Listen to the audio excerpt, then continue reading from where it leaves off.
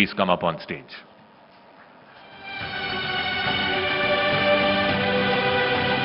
நன்றி திரு ஜாக்கா மற்றும் திரு கார்த்திகை செல்வன் அவர்களுக்கு. முதல்வர் அவர்களை கௌரவிக்கும் நேரம் அது. மாண்புமிகு தமிழ்நாடு முதலமைச்சர் அவர்களை ஜாக்கா ஜேக்கப் அவர்களும் திரு கார்த்திகை செல்வன் அவர்களும் கௌரவிப்பார்கள்.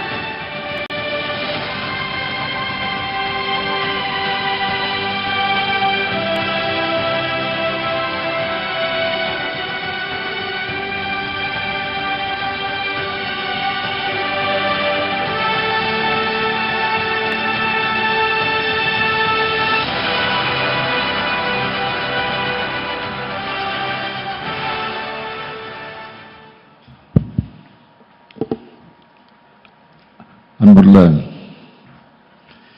CNN நியூஸ் 18 தொலைக்காட்சி நிறுவனத்தினுடைய டவுன் ஹால் சென்னை நிகழ்ச்சியிலே கலந்து கொண்டு சிறப்பித்துக் கொண்டிருக்கக்கூடிய மாண்புமிகு அமைச்சர் பெருமக்கள், திரு அன்பில் மகேஷ் பொய்யாமொழி அவர்களே, திரு TRB ராஜா அவர்களே, நாடாளுமன்ற உறுப்பினர் கனிமொழி சோமு அவர்களே, சட்டமன்ற உறுப்பினர் பரந்தாமன் அவர்களே, CNN நியூஸ் 18 தொலைக்காட்சி நிறுவனத்தினுடைய நிர்வாக ஆசிரியர் திரு ஜாக்கா ஜேக்கப் அவர்களே, நிர்வாக ஆசிரியர் திரு ஆனந்த் நரசிம்மன் அவர்களே,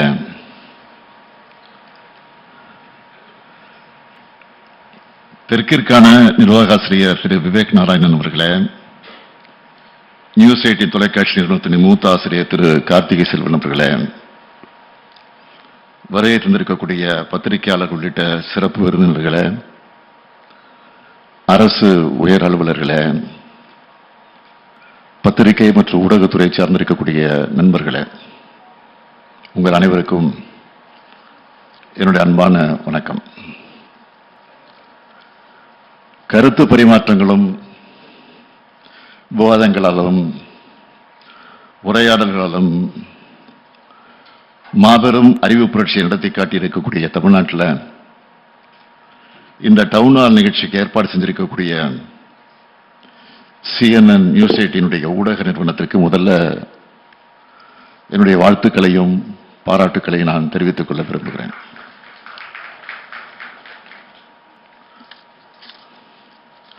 மக்களிடையே விதைக்கப்படக்கூடிய நல்ல கருத்துக்கள் தான் முன்னேற்றத்திற்கான அடிப்படையாக அமையும். அப்படி நூற்றாண்டு கண்ட திராவிட இயக்கத்தினுடைய கொள்கை முகமாக 74 ஆண்டுகள் கடந்த மாபெரும் அரசியல் இயக்கமாக மக்களுடைய ஆதரவோடு திராவிட முன்னேற்ற கழகம் ஆட்சி பொறுப்பில் இருக்கிறது. பேரறிஞர் அண்ணாவினுடைய மறைவுக்கு பிறகு இந்த இயக்கத்தோட எதிர்காலத்துக்கான திசை காட்டியா முத்தமிழறிஞர் கலைஞர் அவர்கள் 50 முழக்கங்களை வழங்கியிருக்கிறார். அதுல முக்கியமான ஒன்று, வன்முறை தவிர்த்து வறுமையை வெல்வோம்.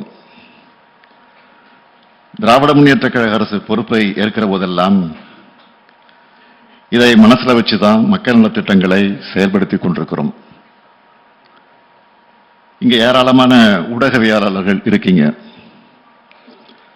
11.19% வளர்ச்சி என்பதை தமிழ்நாட்டை தவிர வேற எந்த மாநிலத்தால சாதிக்க முடிஞ்சிருக்கு. அதுவும் எப்படிப்பட்ட சூழல்ல இதை நாங்க சாதிச்சிருக்கிறோம். ஜனநாயகத்துக்கும் கூட்டாட்சிக்கும் கொஞ்சம் கூட மதிப்பு தராத பாஜக ஆட்சி ஒன்றியத்தில் ஆளுகிறது. எதிர்கட்சிகள் ஆளக்கூடிய மாநிலங்களை எந்த அளவுக்கு வஞ்சகத்தோட ஓரவஞ்சனையோட அவங்க அப்ரோச் பண்றாங்கன்னு அதெல்லாம் உங்களுக்கு நான் விளக்க சொல்ல வேண்டிய அவசியம் இல்லை, உங்களுக்கு நன்றாக அது தெரியும். கவர்னர்கள் மூலமாக நிர்வாக சிக்கல்களை ஏற்படுத்துறதுல தொடங்கி செயற்கையான நிதி சுமையை உருவாக்கி மாநிலங்களை முடக்க நினைக்கிற வரைக்கும் அத்தனை செயல்களையும் செய்து கொண்டிருக்கிறார்கள். இது மட்டும்தான் அவங்களுக்கு தெரிஞ்ச பாலிடிக்ஸ்.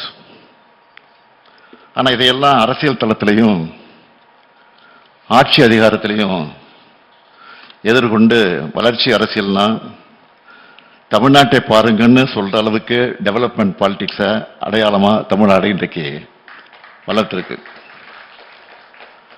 அதுவும் ஒரு தரப்புக்கான வளர்ச்சி இல்லை, எல்லாருக்கும் எல்லாம் என்ற பரந்துபட்ட வளர்ச்சி.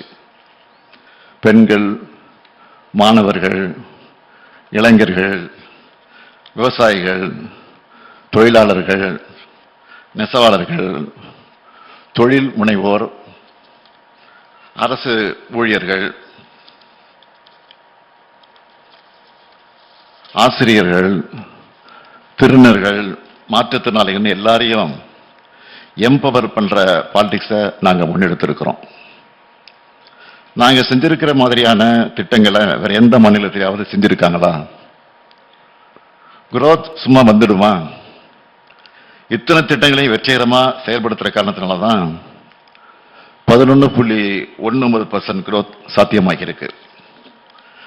தமிழ்நாட்டில் எந்த குடும்பத்தை எடுத்துக்கிட்டாலும் அவங்கள ஒருத்தராவது நம்ம அரசோட திட்டங்கள்ல பயனடைஞ்சிருப்பாங்க.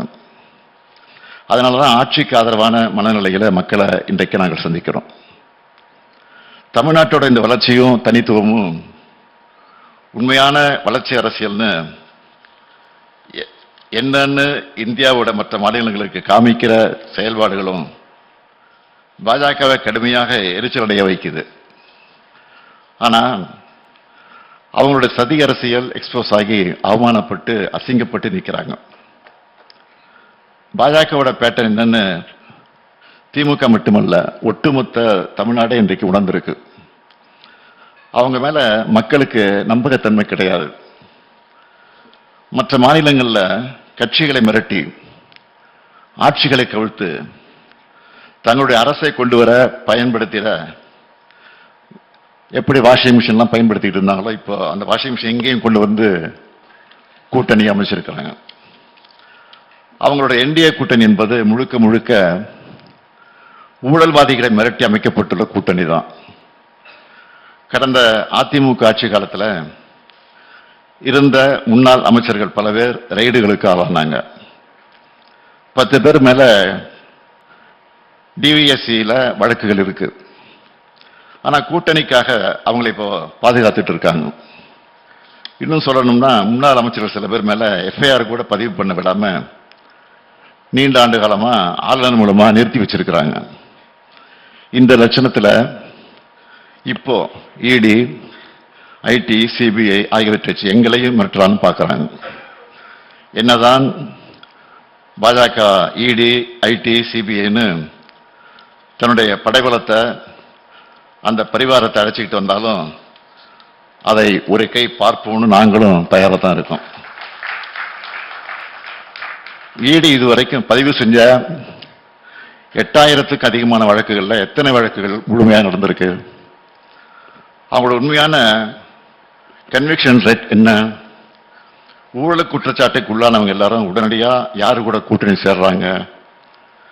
புலனாய்வு முகமைகளை இவ்வளவு மலிவா பயன்படுத்தி தான் பாஜக அரசியல் சதுரங்க வேட்டைய நடத்திக்கிட்டு இருக்கு. அதுக்கு என்டிஏன்னு அந்த என்டிஏன்னு அந்த கூட்டணிக்கு பேரு. மக்கள் பாஜகவை நம்பணும்னு பழனிசாமி போன்ற ஆமாம்சாமிய பாஜகவின் கிழக்கழக செயலாளராக வச்சுக்கிட்டு டப்பா இன்ஜின் எடுத்துக்கிட்டு உள்ள வர நினைக்கிறாங்க. பாஜக உள்ள நுழைஞ்சா எப்படியெல்லாம் நடந்துப்பாங்க என்பதைத்தான் இப்போ அண்மையில் மகாராஷ்டிரால பார்த்துக்கிட்டு இருக்கோம். அதை நீங்க தெளிவாக புரிஞ்சிருப்பீங்கன்னு நினைக்கிறேன். மாநில கட்சியை உடைச்சி ஆட்சிக்கு வந்தவங்க இப்போ பிற்படுத்தப்பட்ட முஸ்லிம்களுக்கான 5 விழுக்காடு இடஒதுக்கீட்டை ரத்து செஞ்சிருக்கிறாங்க. மகளிர் உதவித்தொகை திட்டத்தில் 22 லட்சம் பெண்களை நீக்கி இருக்காங்க. இதை தான் தமிழ்நாட்டிலையும் செய்ய நினைக்கிறாங்க. அதுக்கு அவங்க பயன்படுத்த நினைக்கிற ட்ரோஜன் குதிரை தான் அதிமுக. அதனால தான் பழனிசாமி அவர்களை இன்றைக்கு பார்க்குறோம். அவர் வழங்கக்கூடிய எந்த வாக்குறுதியும் மக்கள் நம்புவதற்கு தயாராக இல்லை. மண்குதிரையை நம்பி யாராவது ஆத்திர இறங்குவாங்களா? நிச்சய மாட்டாங்க. எங்களை பொறுத்த வரைக்கும் எங்களுடைய லட்சியங்களும் கடமைகளும் ரொம்ப பெருசு. அதை நோக்கிய பயணம்தான் எங்களுடைய தேர்தல் வெற்றிகள். எல்லாருக்கும் எல்லாம், எங்கும் தமிழ், எதிலும் தமிழ், அனைத்து துறை வளர்ச்சி, அனைத்து மாவட்ட வளர்ச்சின்னு மக்கள் நல திட்டங்களை செயல்படுத்திக்கிட்டு இருக்கிறோம்.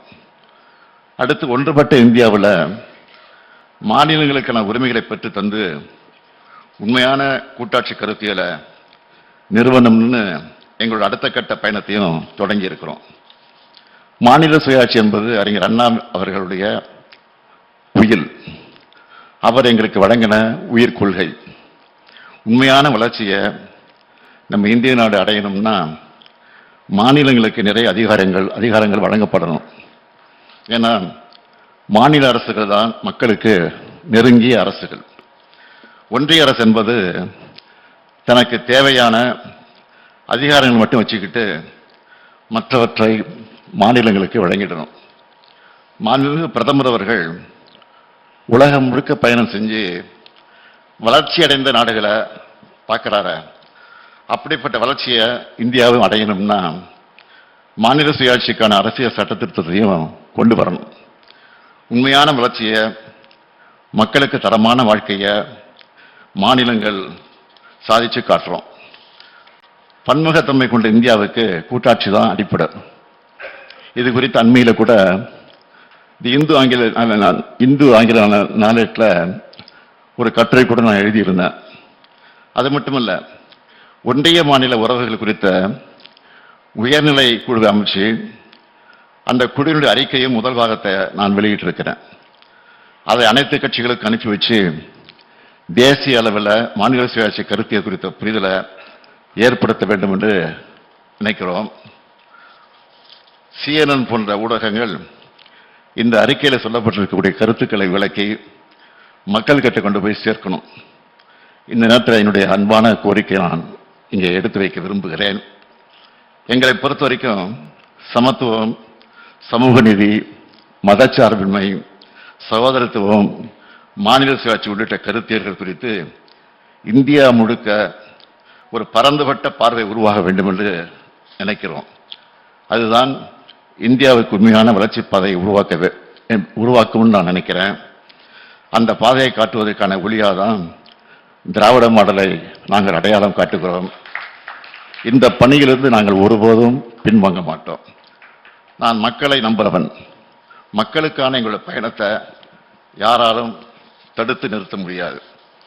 தமிழ்நாட்டில் நடக்க இருப்பது ஜனநாயகத்துக்கும் பாசிசத்துக்கும் இடையிலான தேர்தல்.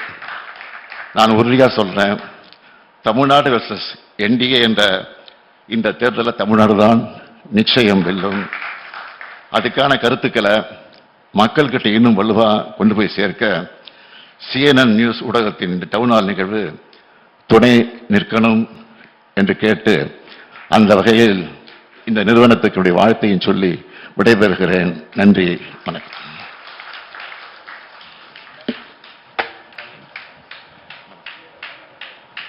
Sir, thank you.